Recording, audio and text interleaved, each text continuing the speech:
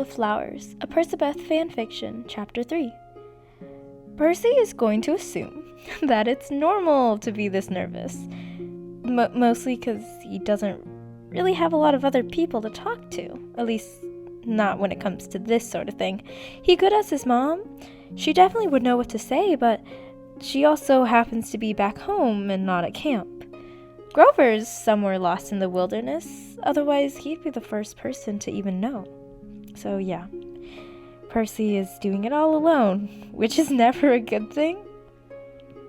He knows that he has nothing to be nervous about, good gods. He just survived a war, one he wasn't originally supposed to even get through. He's an alive and, 16-year-old boy who can fight off hundreds of monsters on his own without barely a scrape. But this isn't about fighting. This is about taking Annabeth out on a date. The funny thing is, they've gone out on dates before.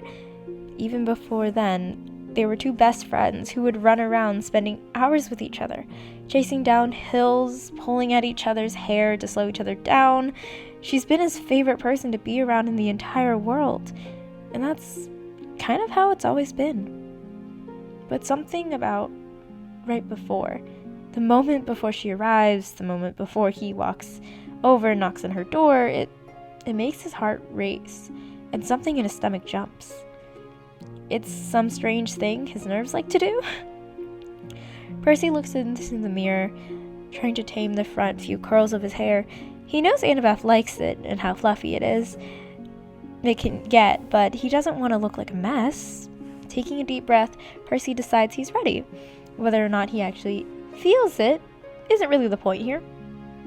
He begins his walk over to Annabeth's cabin. He's pretty lucky. Most campers are gone. That includes most of her siblings, so no one is really here to tease them. Don't get him wrong. When people see him walk over, they always whistle, but today there's just less of them. It somehow helps his nerves. It helps him feel like a bit more normal than he actually is. Like he's just some usual kid from New York that's headed over to see his pretty girlfriend and spend some time with her. Most other 16-year-old boys are probably doing the same exact thing as he is. Percy wonders if they feel the same way he does, the slight butterfly and warm feeling that hasn't really gone away, even though it's been quite some time since they became official. On his walk, he notices the Demeter cabin and suddenly has an idea. Normal girls like flowers, and though he wouldn't describe Annabeth as normal, she's too all-encompassing for that. She's still a girl, and perchance would enjoy a bouquet of flowers as much as a regular girl next door would, that wasn't highly trained and knowledgeable about every single martial arts style of warfare.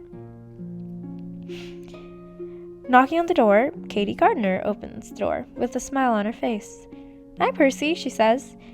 "What's up?" "Hi, Katie.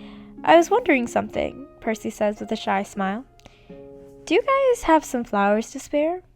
I think it might be nice to give Annabeth some today." The way that Katie squeals tells Percy that he made the right choice. She practically jumps into the air when she instructs him to follow her to the flower gardens. It's just a mini one that's close to their cabin, since when the insomniac Demeter kids grow sick of pretending to sleep, they come out here to get some growing in. "Do you have a kind in mind? A vibe? A bouquet? Color scheme?" Katie asks. Percy stares at her with wide eyes, empty and mouth open, this in a weird fish gapey way. She squints at him and laughs.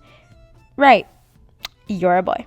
She laughs and starts plucking flowers of her own accord. "Hey, I'm not the Demeter kid here," Percy says, putting his hands up in surrender.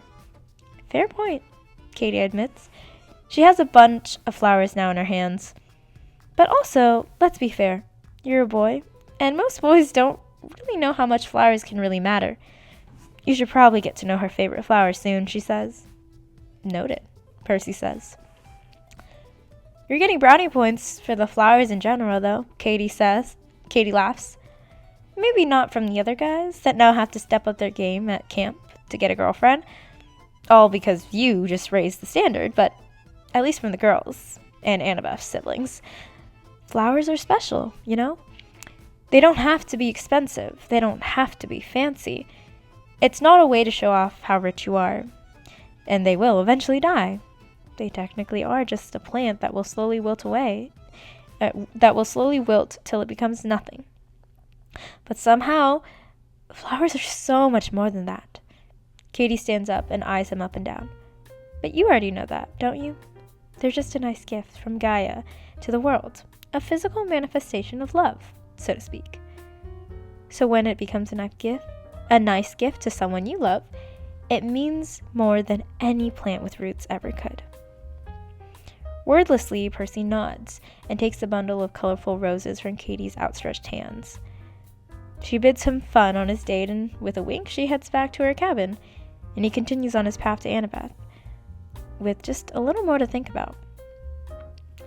Maybe Annabeth will view these roses as random plants that will die in 2 weeks. And to be fair, it would make sense.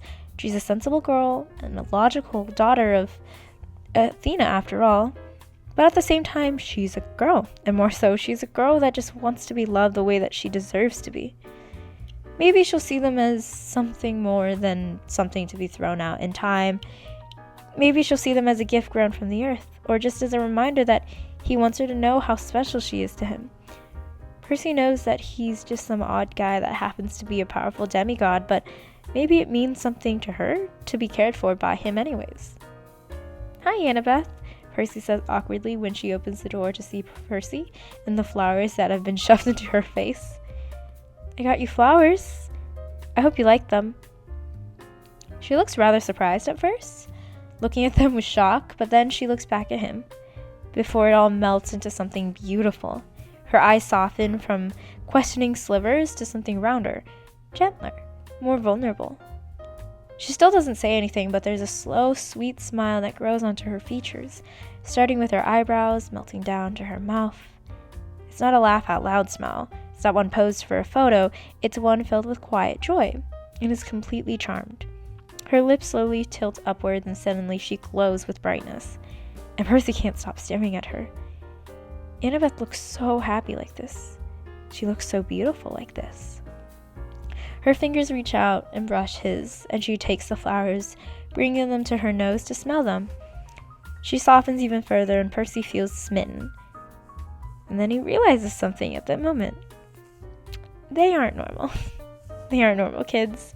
He's the son of Poseidon, who was the prophecy child, and she's the brilliant Annabeth Chase, architect of Olympus. But at the end of the day, they're just two kids who are a little in love with each other, and that's the best and most normal and wonderful thing about them. And Percy decides that if he was to see Annabeth smile like this every single day, it wouldn't just be normal for him. It'd be the most mesmerizing thing in the universe. "I love them, seaweed brain," Annabeth says, her voice so soft that he almost doesn't catch it. She ducks back into her cabin to set them down, or at least that's what he assumes she does, before actually stepping out the door with him. Their fingers lace together, and it feels like everything inside him calms down.